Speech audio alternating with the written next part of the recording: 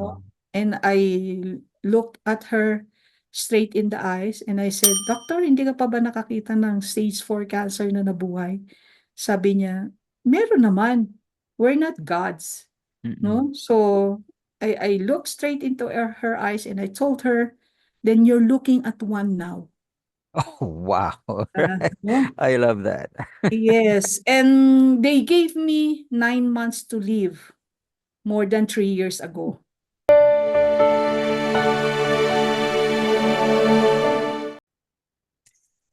Good day. Welcome to The Leader's Edge. Today is season 18, episode 2, with our special guest, Cecil Fajardo Apostol, who is going to be talking about Beyond Vision, a journey of resilience and faith.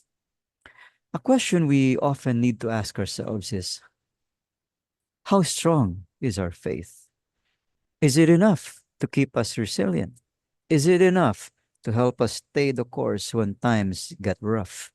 Here to tell us more about that and perhaps to let us get to know her a little bit more is none other than Cecile. Let's welcome Cecile to the virtual stage. Cecile? Hello. Good afternoon. Is it after? Yeah, it's afternoon. Yeah. So good afternoon.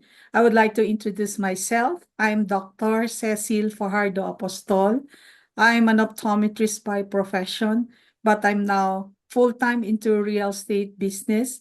I'm a licensed real estate consultant, a licensed real estate appraiser, a licensed real estate broker, and I'm the Chief Executive Officer of Vastana Properties and Development Corp. I'm here in Baguio. This is where our main office is, but we're operating the entire North and South Luzon.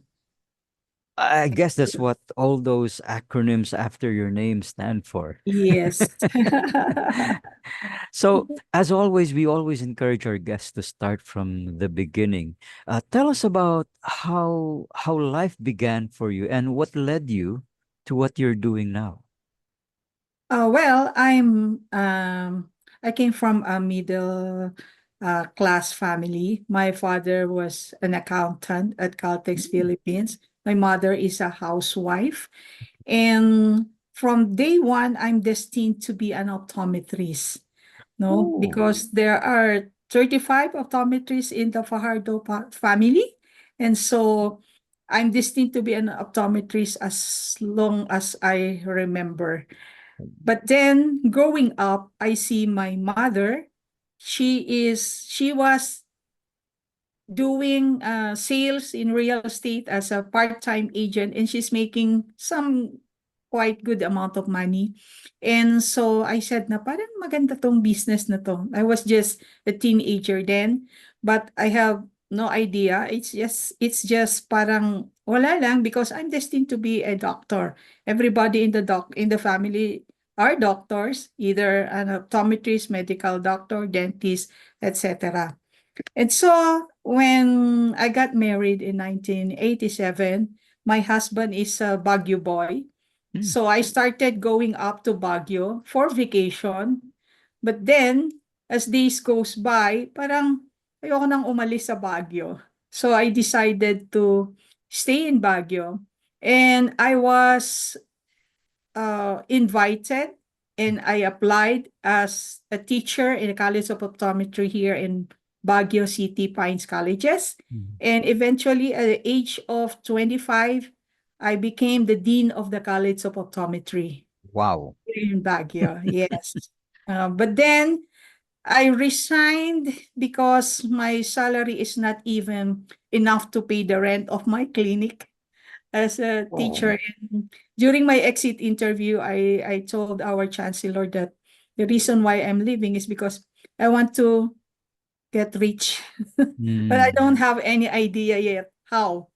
So Mm-mm. I stayed in my clinic, and as fate may have it, my neighbor, the other office, my neighboring office, is a licensed real estate broker. Mm. And she invited me na during that time in the 1990s, wala pang kurso yung real estate. Ngayon meron na. So I attended some seminars together with my husband who is an engineer. And we passed the board exam. I mean, the exam, it's the board exam now, before it's the exam by the Department of Trade and Industry. So we passed that exam, and yun, naging broker na kami, no? Mhm. But Mm. then it was a funny at first, because I I'm a doctor, no? I'm an optometrist, and Mm. ibang-iba to, no? So this is a different league, and for 3 months wala akong benta, no? Mm. Napudpud yung sapatos ko, and I don't know why I don't have any sale. And Mm. so I approached an old he's not a broker, he's not qualified to be a broker. He's an old agent. And I invited him for coffee, and I asked him, bakit hindi ako bumibenta? Mm. And then he said, paano mo ba kino-qualify yung mga clients mo? Ah, And there you I go. and I told him, ano yun? Masarap ba Mm. yun? So, I have no idea. And these agents, they were laughing at me kasi, oh, may lisensya ka pero wala ka namang alam. Sabi Oh. nila, when it comes to real estate. So, that's the time na na-realize ko na I need to study. So, I Mm. read a lot of books Mm. about real estate. But during that time, parang I don't have enough money there's no internet at the time, no? In the 1990s, there was no internet. Right. So I need to buy books, and the books are Mm. very expensive, especially those books in real estate. At the time, the price is 3,500 yung isang book, no? Mm. And my salary was 6,000 pesos. Ouch. So you can just imagine how expensive it is. So what I do is I went to National Bookstore, I hid the book at the back while nag-iipon ako para mabili yun, no? And then every day I go and check it kung nabili na or hindi. And I'm always praying, no? Na Mm. sana hindi pa. And finally, I bought that book. And that's the How to Master the Art of Selling Real Estate. And I taught myself how to sell. And Mm. the rest is history, as they Ah. say. No? So, I was 35 when I went into real estate, and Mm. I promised myself that I will earn my first million at age 40. But Wow. but then I keep on working, no? I'm awake at 4 a.m. Tapos tingin ako ng tingin sa labas. Ang tagal ng lumiwanag. Mm. No, ang tagal, because I want to go out already. I'm always excited Right. Yeah. to work. And I forgot about my promise to myself that I will earn my first million at age 40. Mm. But then I actually had my first million at age 38. Oh, there you go. Yes, but I never realized it. Basta I'm a workaholic, so I worked so much during that time. And Mm. then dire-diretso na siya. And that was 30 years ago. Mm. I've been So, into business for 30 years. so based on your introduction, you're saying that initially you were more on the technical side of say where professions are concerned, like being an optometrist, being in a family of optometrists. And I suppose it's kind of like the story of the Acevedo family, where Yes, they're yes, also all optometrists. Yeah. correct. And then Yes. later on, you shifted over to real estate or selling, which of course is really mainly soft skills or the ability to persuade, to convince people. As and so it's remarkable how you were able to make a career shift from something very technical to something very very behavioral, in other words, because selling is really about relationship building. But let me go first to the relationship of your life story and the title of our episode, which is about faith and about resilience and overcoming many obstacles. Um, like in every good story and in every good life story, there's always an obstacle that comes along, hits us like a meteor, and causes us to reevaluate our lives and then find that faith that pulls us through it. Could you tell us about the time and when did it happen? Yes. But before that, I would just like to say that one of my principles in life is if I do something, I really focus on it. So when I went Mhm. into real estate, it was really hard because I don't know anything about it. Right. But I totally left my practice in optometry. I closed my clinic. I gave away everything because I don't believe in plan B. No, so Ah, it's yes. always plan A. It's either we make it or we die of hunger. So Mm. I do not give myself any options. I don't give myself options. We have Mm-mm. to make it. No, and so I started looking around, and I noticed that there are clients who are willing to buy their houses, but they have no time for it because they are either working or they are abroad. So if they buy a lot, they don't know how to build their Mm. houses and Mm. everything. So I had about more than 100 inquiries in my notebook at that time. So I decided to research and study every aspect of the business, from buying the lots and from constructing the house. So I started going to the bank, talking Mm. to architects and engineers until I was able to put them together. And like I introduced house and lot package in Baguio City. So Awesome. yes, no, and my first clients are actually three lawyers from Land Bank. Oh, And okay. and my husband was saying, I remember my husband saying, paano kung ano, lawyer pa yung napili mo na kuhain na ano, and you're just starting in the business. And I said, pag napapirma ko tong tatlong lawyer na ito, tong three lawyers na ito, then maniniwala yung mga tao sa atin, no? Right. Yes. So, and I have this belief, ewan ko, maybe because I was young, but I have this belief na pag ginusto ko, makukuha ko. Whatever Cecil wants, Cecil gets. And, and I don't have plan B. I always focus on plan A, no? And then, as you were saying, paano nagkaroon ng yung story, no? Na Mm-mm. challenges. Yes, yes. I once read that in your lifetime you will have three major challenges, Okay. no, in life, personal and business life. So Mm-mm. I had my first two, but the worst is the third one, no, the third one. Oh. Um, this happens in 2007. I was into business for more than a decade, and everything is smooth. I don't have problems. I Mm-mm. studied this very hard. Mm-mm. And while you're saying na parang ano na yung sabi mo kanina, it's not technical. Real estate is actually very technical, Oh, no? okay. And it's a combination. I would like to call it a hybrid because Mm. the selling part is Mm-mm. about relationships, how you're going to Yes. sell yourself and your product. But then after that, actually the processes for the transfer of title and the construction of the house, this becomes very technical, so it's a Right. combination of both, no? So in sometime in 2005, I think, I'm building a lot of houses, and naging house financing ako. No, Oh, so in-house financing, I ask my clients, I ask down payment from them, I build their houses, and then they pay me within 5 years.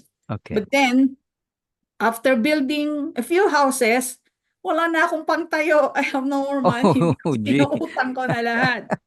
So I need to wait for 5 years before I can build another house. And Okay. then there's my bank notice that every 15th and 30th of the month, I'm depositing a lot of checks because those are my collections from my in-house Oh. financing. Mm, And so mm, they went to my office and they asked me, how can we help you? How can we help? We noticed that you have these checks, a lot of checks. And then I showed them, I have two shoe boxes of post-dated checks, mm, mm. but then dated up to 5 years, 7 years.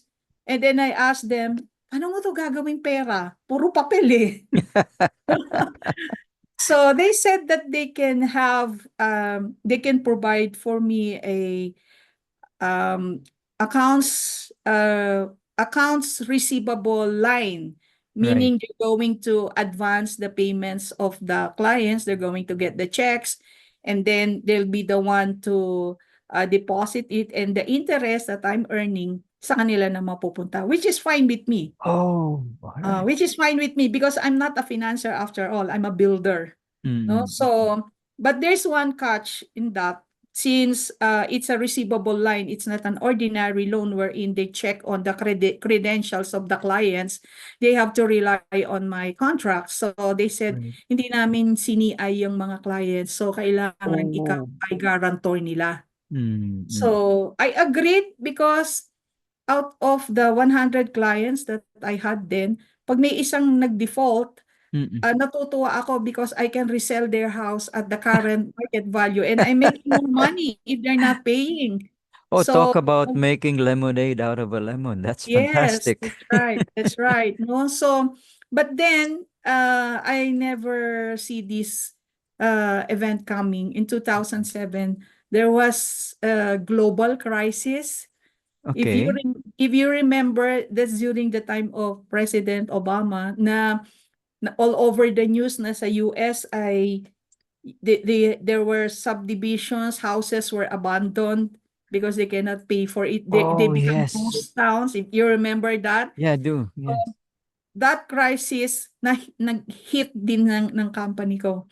And Mm. because most of our clients are OFWs, they Mm-mm. lost their jobs, and then suddenly almost about 80% are defaulting now Ouch. in their checks. Wow. And I am the guarantor. Guarantor. Yeah. Yes, so yun na, Mm. nagkagulo na. And then the worst part is parang ever since I started the business, ayoko ng utang. So Mm-mm. wala akong utang. And then suddenly, bigla akong nagkaroon ng ang daming utang, hundreds of millions that were actually utang ng Wow. mga clients. Mm-mm. But Mm-mm. I never thought na that would happen, no? So, Mm-mm. and then people started saying na nang scam daw ako, nanloko ko ng mga tao, social media and everything.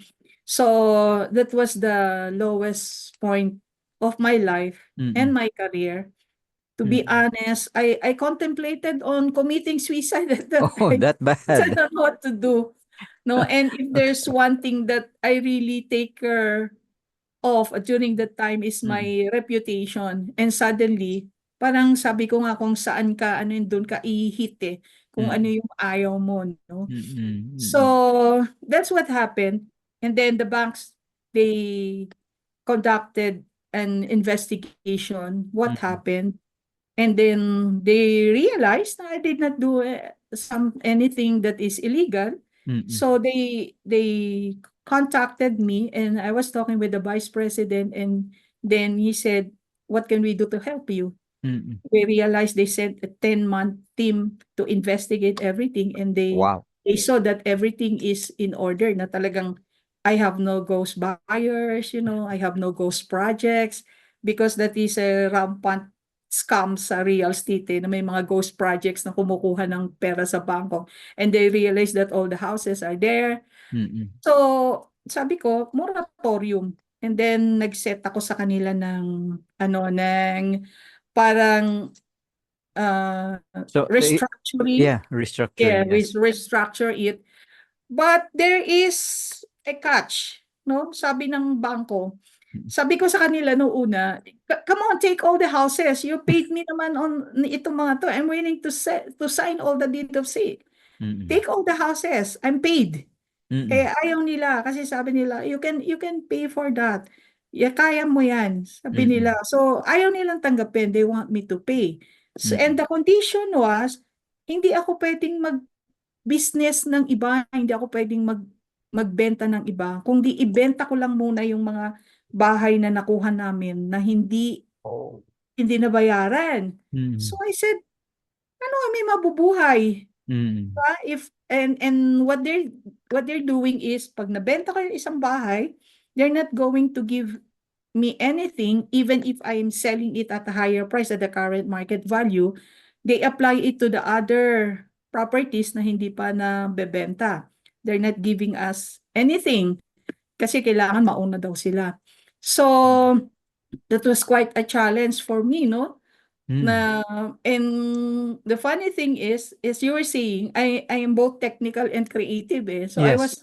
I was very, I really want to get these houses out of our accounts. So I Mm. need to get new clients so that new clients will be paying for this. Alam mo ginawa ko? Sabi ko, 150,000 down payment, lipat agad. Oh, Ang okay. dami ng bahay. There were 100 houses and people thought na nang i-scam ako kasi meron ba namang you give me 150,000 and you can lipat na agad. And so, Mm. pero yung iba, sinubukan nila and they're now staying in these houses. So what's important for me then is to get new sets of post-dated checks to Right. be able to replace the other checks. So I'm Mm. not thinking about money or income. Kasi in my mind, bayad na yun eh. I just want Mm. it to be out of our accounts, no? So, ganun yung nangyari eh. But the problem is, the challenge after that, so I was able to solve that part, but Mm. the challenge noon is, how are we going to live if the Right. bank, Mm. everything, di ba? Mm. And so, sabi ng bank, like, we cannot buy new properties. We need to just sell all those properties na binalik sa amin. Mm. And so sabi ko, nag-isip ako, so how can I do business Mm. na hindi ako bibili ng ibebenta, wala akong ibebenta, and the payment na makukuha, the down payment, dapat sa akin lahat mapunta kasi wala kaming pera, Correct. no? And Yes. so parang it's impossible. I've been thinking for 2 days, no? In Paano other ako words, what you're magbebenta? saying is Yes, medyo one-sided yung yes, relationship with the yes, bank, no? That- yes. No. So, ang ginawa ko, I realized I have so many contractors who are willing to finance the construction of the houses. Oh. The problem is they have very yung trust nila if they will be paid is very low dahil ang daming tumakbo na sa kanila eh. Mm. So what I did is I talked to the bank and I asked them, could you issue a letter of guarantee directly to our contractors so that if they finish the house, you'll pay them? Mm. And that's unprecedented and never heard of before. But I was able to convince the bank na sabi ko sa kanila, what do you have to lose? I'm just asking for a piece of paper. Mm. O, if hindi niya natapos yung bahay, you're not going to pay him a single cent.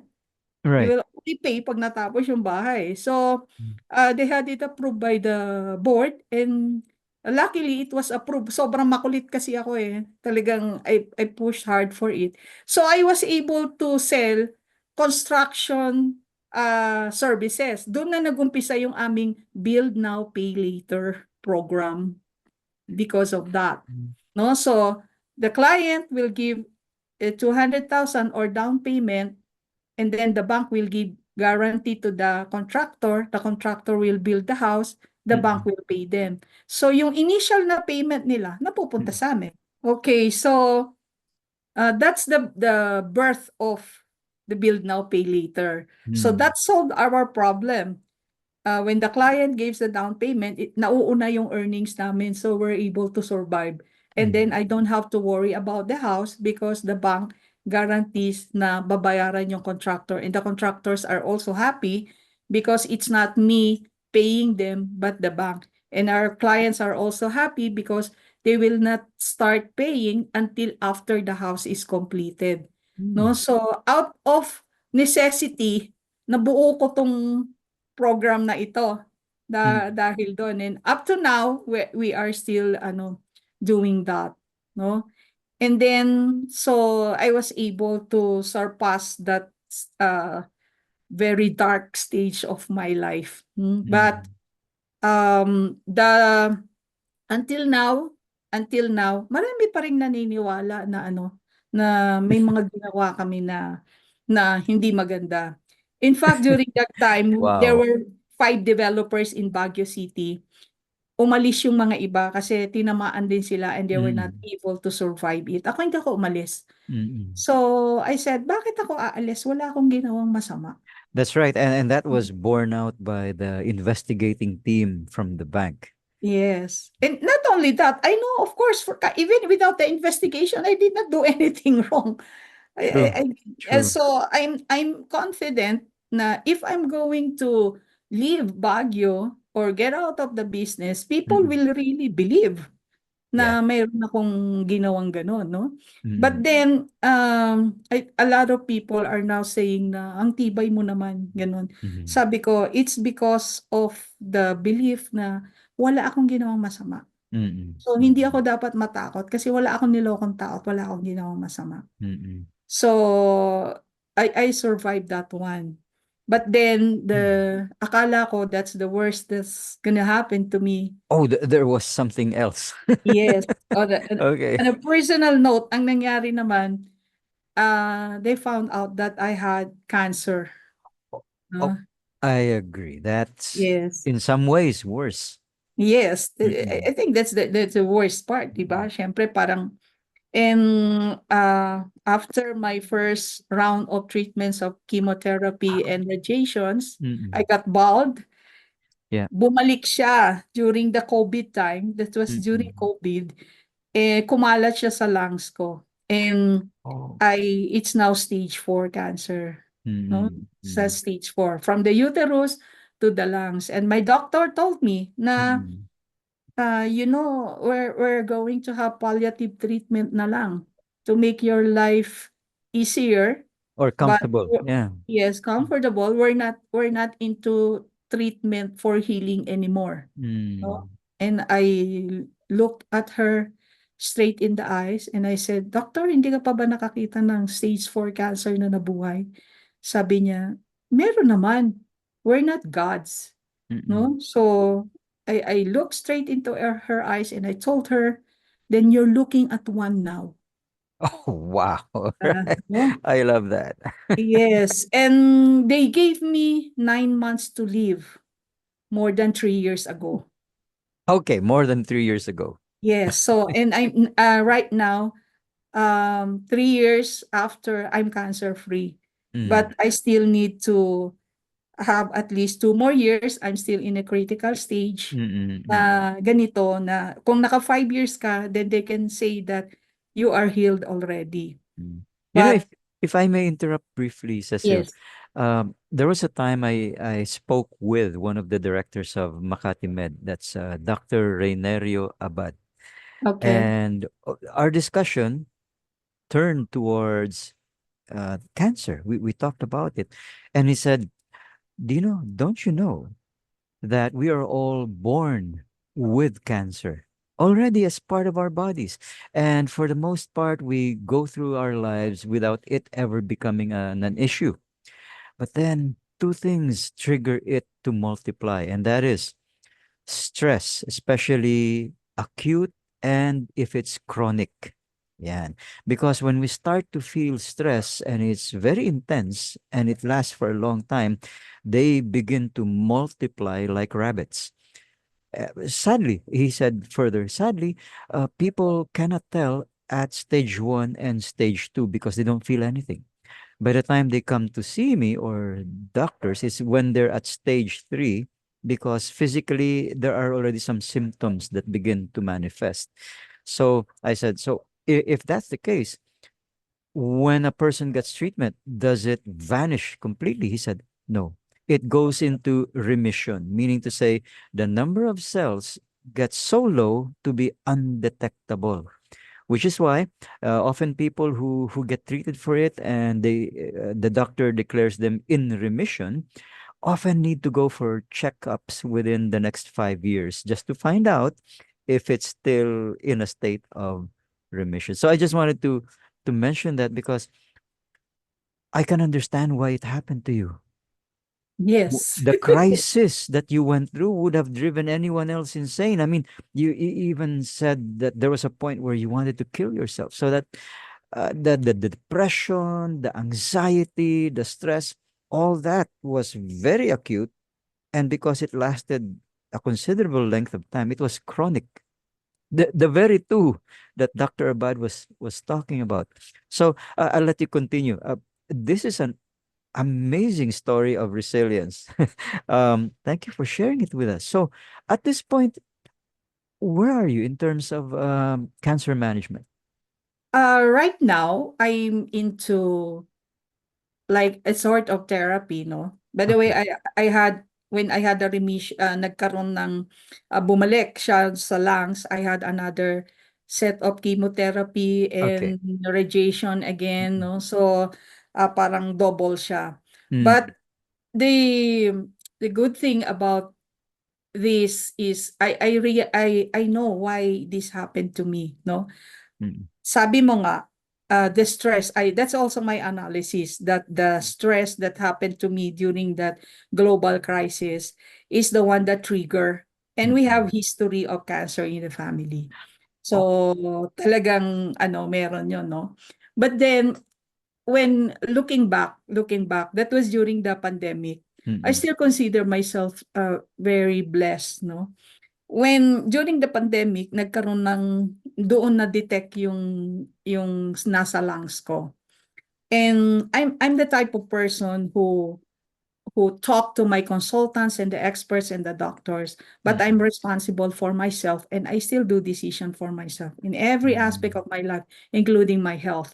When mm, I looked at the chart, they're saying na wala na stage 4 na yan. mm, But when I looked at the result, I noticed that the lump is concentrated in one portion in a portion of the lungs and it's not scattered. So I mm, said baka pwede pa siyang tanggalin mm, and hindi pa siya mag-i-spread. And mm, then the doctors, they took another look at it and they said that yeah, it's possible. And they referred me to one of the best doctors sa lungs, Dr. Edmund Villaroman from mm. Cebu. And he is one of the best in Asia. He's a robotic surgeon. Wow. And sabi niya, yes, we can remove it, no? Mm, Yun lang, sobrang mahal yung PF nitong doktor na to. But when I had my treatment, I said that money should not be a consideration. I Let work hard for let me myself. guess. Yes. Let me guess, Cecil. The procedure was probably laparoscopic. Uh, I don't know. It's not laparoscopic, but it's quite similar to that. They have to Mm, remove the lower uh, part of my lungs. So mm, my lungs is not complete now, no? So they remove it. And fortunately, when they do the biopsy, they remove the chunk of portion also around the cyst, the cancer, and hindi siya nag-spread.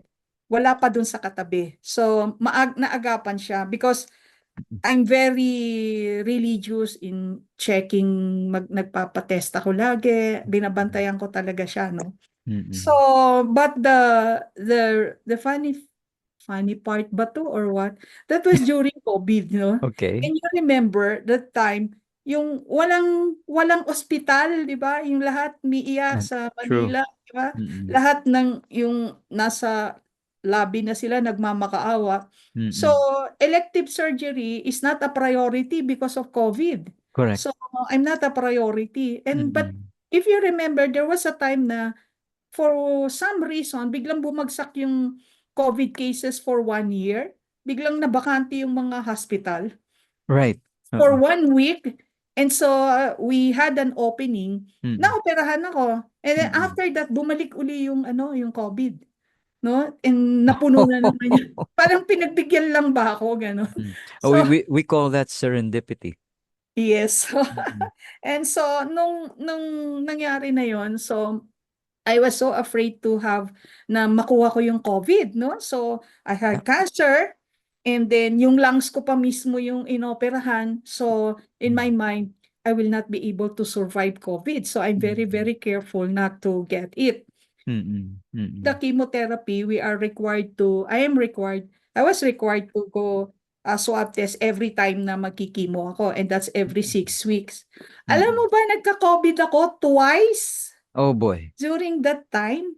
Oh boy. And Oh. so sabi ko, and I'm asymptomatic. So, Mm. sabi ko, "Ala, ang bait talaga ng Diyos sa'kin." Imagine, during that time na nagki-chemo ako because of stage 4 cancer and yung lungs ko ay, ano, natanggal yung portion 'no, and I still survived it. And Mm. so, during that time also is the time also that we are expanding our company, Vastana Properties, no? From 2 branches, we had 8 during the pandemic also. And Mm. also during that time, I was a pandemic president of the Rotary Club of Baguio Sunrise. And our club garnered 21 awards, including Most Outstanding President, Most Outstanding Club, and Most Outstanding Rotarian, which is the highest award given to a Rotarian, all while I'm undergoing chemotherapy and everything. So, somebody asked me, paano mo yun ginawa? Mm. No? And then, I realized na hindi ko yun ginawa. Mm. No?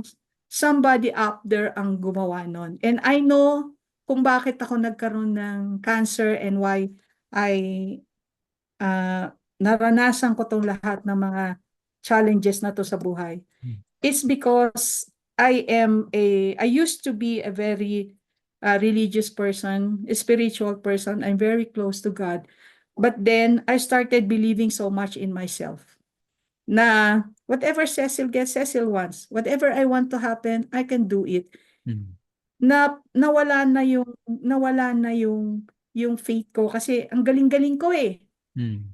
Kaya ko na siya lahat eh. Mm. Hindi ako naniniwala na something will happen in this life, in my life, na hindi ko kayang solusyonan, whatever problem is that. So, he gave me something na hindi ko kayang solusyonan, and that is cancer. Mm. And so, because of that, bumalik ako sa kanya. Mm. And when he gave me nung bumalik ako sa kanya, nung binigay naman niya yung blessings, you know what? The things that I did for the past 20 years, ibinalik niya lahat sa akin and more in 5 years. Mm. So, not only did he give me a problem na hindi ko kayang i-claim na ako lang ang gumawa, but he also gave me some level of success na sasabihin kong hindi ko rin ginawa. Na Mm. hindi ko rin siya kayang ginawa because I was I was dying Mm. while all of this was happening, di ba? Mm. So, I would consider my faith in God and my positive outlook in life because I'm a very positive person. Yes, you are. There's a funny incident, no, when my brother is a doctor, by the way. Di ba lahat kami doktor, is a medical Right. doctor. Mm. So, when after my examination na kung may cancer nga ba or hindi, they called the family meeting. Everybody was there. Ako yung last na dumating, nandun na sila. And they were also sad. And then I told them, positive, no cancer. And they started crying. Oh. All of them, they cried. My brother, my mother, everyone is there. Lahat. We are a very close family. Mm. The funny thing is, sabi ko, huwag kayong mawalan ng pag-asa, huwag kayong umiyak, inaano ko sila. And then I said, teka muna, You parang were the one baliktad cheering ah. them up. Yeah. Yes, parang baliktad. Mm. And during the time that I'm having chemotherapy, I don't know, it must be my prayers, no? Pero Mm. hindi ako nahirapan. I've been hearing a lot of people na hindi nila ma-survive. I had it twice, no? Hindi ako nahirapan. I'm a workaholic. Aba nagkikimo ako, nakarap ako sa laptop ko, nagtatrabaho ako. And then after my chemotherapy in the morning, I will sleep for 1 hour. Nasa office na ako uli ng hapon. I'm even Mm. driving for myself. And then Mm. my doctor said na I have plans 5, 10 years for the business and for my family. And they said na yun pa rin yung nagpapalakas sa'yo na you're telling your body na you have to be there because you Mm. still have plans 5 years from now, ganun. Mm. And so, Mm. if there's one thing I feel so blessed even after all these things happened, no? I have a good company, and sabi ko ang daming nagkaka-cancer. Pero at least ako, modesty aside, may panggamot ako. Right. It was never a problem for me. Mm-mm. I spent considerable amount of money that many ordinary people hindi nila kaya. And Mm-mm. if that's not a blessing, I don't know what you'll call it. Mm. Diba? And until now, I'm spending 6 digits pa rin for my Mm. monthly medical expenses. Right. Mm, I'm still alive because of that. I'm asking my Mm. brother nga, sabi niya sa akin, um, sabi ko sa kanya, effective ba 'tong mga gamot na 'to? Ang mamahal. Sabi ko, sobrang Mm. mahal. Mm. Parang tens of thousands per ml nung gamot. And then sabi niya, buhay ka pa naman, di ba? Oo nga, it's effective.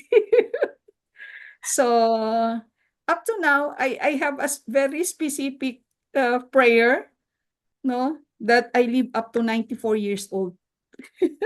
Oh, okay. Yan. Yan ang ano ko is when I pray it's very very specific. So, Mm. I'm very happy with my life now. There Mm. are still so many problems in the business, but I'm able to detach myself, Mm. no, Mm. na it's just part of work, so hindi ko yan pinapapasok sa akin. Pagka umuwi na ako, Mm. matutulog na ako, I tell myself there's nothing you can do tonight. So Mm. bukas na uli siya haharapin, no? Mm. So Mm. that's why a lot of people are saying na hindi sila makapaniwala pag nakikita nila yung pinagdaanan ko, and but that what makes me a strong person. And if there's one thing na I'm very thankful talaga sa Lord is that I am very strong mentally and emotionally. No, talagang I don't know. Sometimes may nagkukuwento sa'kin ng problem. Siyempre hindi ko naman ina-underestimate yung mga problems nila, but in my mind parang tumatawa ako na, problema daw yun. Kasi for Right. me parang wala na yun, gano'n. I So mean, yun, in your case, you look your own mortality straight in the eye. yeah. You were looking down at the precipice already, and yet you managed to turn around, walk away from that, and pull yourself up again by your bootstrings. So here's my question for you, Cecil. Given your present realities, and it seems you've found a way to balance being mindful of business, but at the same time, the practical necessity for being able to let it go and relax at the end of the day. What advice would you give to people who are probably suffering from the big C themselves and tend to worry so much about it? Well, for me is not only for the big C, no, but for everything that is happening in my life. I Mm-mm. only have one antidote, and that Okay. is gratefulness. Ah. Mm. I am very grateful. There's always something to be grateful about in our lives, no? Mm. So, I had cancer pero hindi naman ako may pera naman ako, or kung wala ka namang pera, you have your wonderful. I have a wonderful family. We eat 3 square meals a day.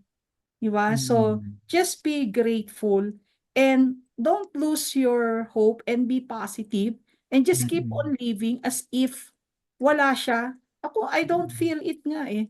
And I Mm. don't use it to attract pity for myself. Mm. Mm. I don't have this victim mentality, and I'm always responsible for myself.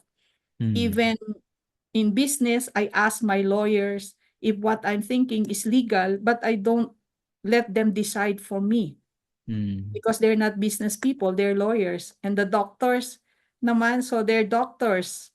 So, yung pinag-aralan nila, alam nila, but I decide for myself. And I told them never to lie about it because I Mm. can take it. You need to tell me Mm. exactly kung ano yung state ng health ko, Mm. so that I can make an intelligent decision for myself. In other But words, there's nobody to blame later on. mm. So you don't really enjoy sugarcoating. You want No. bad news straight up. Yes. Yes. Because if you're sugarcoating anything, Mm-mm. then I will base my actions and decisions based on that sugar-coated reports, then I will not be really solving the problem. Indeed, No? indeed. Kung you tell me the truth, no matter how bad or ugly the truth is, at least we're solving the real problems. Mm-mm. Might not be a pleasant situation, but you're really solving the problem.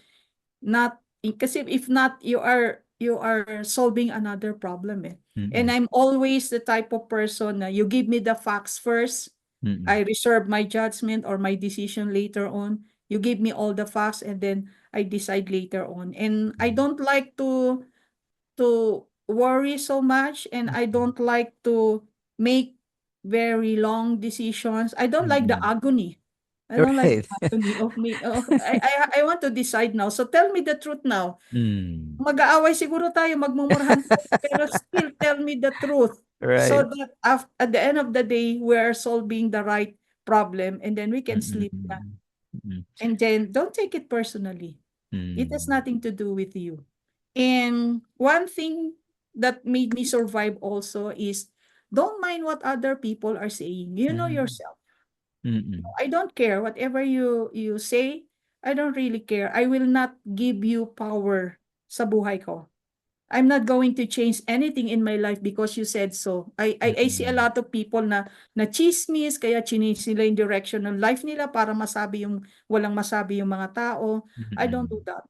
I only care about the opinion of the people who are close to me, my loved ones, and the Mm-mm. ones who actually have an effect on my business and my personal life. But the others, wala, bahala kayo sa buhay niyo. Mm-mm. So, especially if you know na hindi gano'n. And when people are saying na, "Paano kung naniwala si ganito?" Then, okay lang yun kasi they're not the type of friends na gusto ko. Yung mga hindi Mm. naniwala na nakakakilala sa'kin, they're for keeps. So, actually, Yeah. ang maganda nga diyaan, parang nasasala mo sila. Mm. Nakikita mo na kung sino yung mga tao that's not meant to be in your life.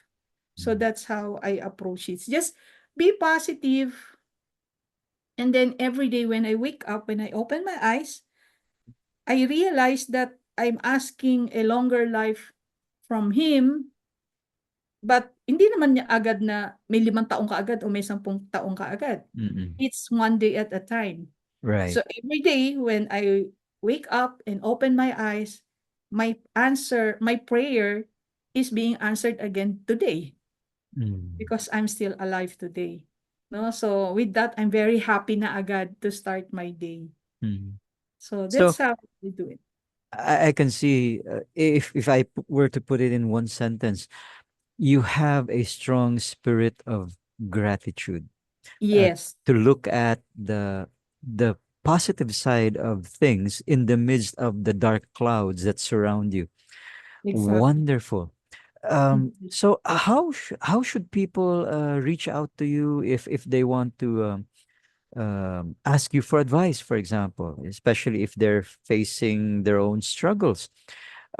Where would they find you? Are you on LinkedIn, Facebook, Twitter? We're more on Facebook, no, and it's not difficult to find me on Facebook because I'm using my full name, Cecil Fajardo Apostol, and that's Okay. the reason why I'm doing that also is because I don't want people to think that I'm hiding something or Mm, what because of this ano. So I don't use any pseudonyms, and mm, we also have our page doon sa Bastana Properties and Development Corp, no, but they can also message me directly, and not only for this life, but remember I'm a licensed real estate consultant, so if they have problems in real estate, their properties, then mm. that's my cup of tea. I always say I speak fluent real estate. Mm. You know, we had a guest in the past who has been our guest 3 times already, Eric Manalo. who Mm-hmm. is like a really top-notch real estate salesperson. I'd love Mm-hmm. for the two of you to maybe be in a panel Yeah, discussion why not? to really help those who are aspiring, who are hoping to enter the business, because a lot of people still need housing. A lot of people still need to find a solid investment opportunity, which real estate is. So, Yeah. um, Cecil, thank you so much for taking time out today. I know that you're such a busy person, certainly very driven, but driven by faith, driven by a sense of gratitude, and driven by the love of the people that matter in your life. So, ladies and gentlemen, please don't be too stingy with your comments. Please leave something in the comment section.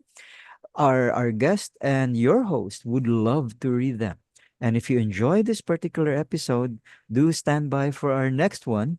But this one will be from our sister show called Tip Talks, where we analyze catchphrases and how they affect us in business as well as in our regular lives. And so, with that, I'd like to invite everybody to click like, share, and subscribe, and to always remember that learning is a never ending journey with limitless vistas. Good day.